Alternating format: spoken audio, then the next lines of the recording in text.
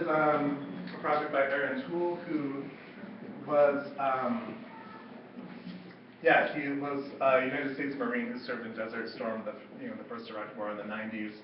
And around later in the 90s, he started making these cups and sending them to congressmen or people who work in the Department of Defense, and trying to use the cup as a way to share stories of war that didn't glorify it or glamorize it in the way that these sort of things like G.I. Joe dolls, which he, remembers seeing after he returned, did. So, and this is one that he sent to the UN ambassador from China and was returned.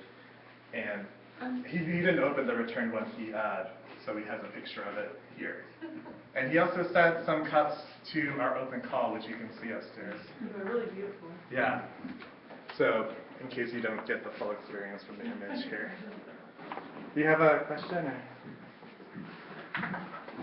Should you see Lance Whitley? Yeah, oh, I just Emily. mentioned Emily's thing. But And Brian, maybe just like when after you talk about Emily, just talk about Lance's, and then people can kind of go in and look, because it's going to be really hard to follow this in there and look, you know what I mean? Yeah, I don't think we have to say much about. Yeah, just kind of get a picture and Lance's. people can go look at it. Yeah, certainly. I mean, the thing about Lance that's interesting is he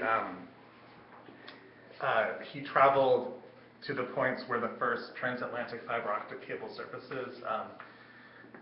He went to Fire Island and to places in England and the Netherlands and Germany, where it sort of travels through rivers and comes up on the coast, and just made a travel-like video about his experiences. And one thing that he talks about is how he can never really get to the actual point because it's all fenced in, but at the same time it's not advertised what it is. Like, no one who he talks to who lives in the area know what's there, they just know it's sort of secret. So it's just about the sort of physical nature of networks,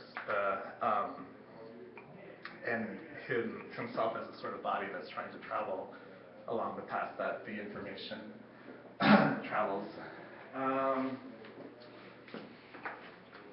So I guess the last thing I'll talk about is Sentimental Value, a project by Emily Spivak, who is, she's hard to define. She's the sort of a writer who writes about fashion, but she doesn't write about fashion in the sense that, like, oh, this is the new, the new show or whatever. She's just sort of interested in how people wear clothes. She has a blog with the Smithsonian that's about kind of looking at various ways that people relate to clothing. And so she spent a lot of time on eBay, and something that she got really interested in was people who don't just put up articles and say, it's a size M, it's red, or give them as basic information. They tell these stories about how these objects came into their lives and the reasons why that they're getting rid of them. And this is something interesting to her as someone who was always going to thrift stores and flea markets and getting these items and having no idea, where they came from, who used to wear them.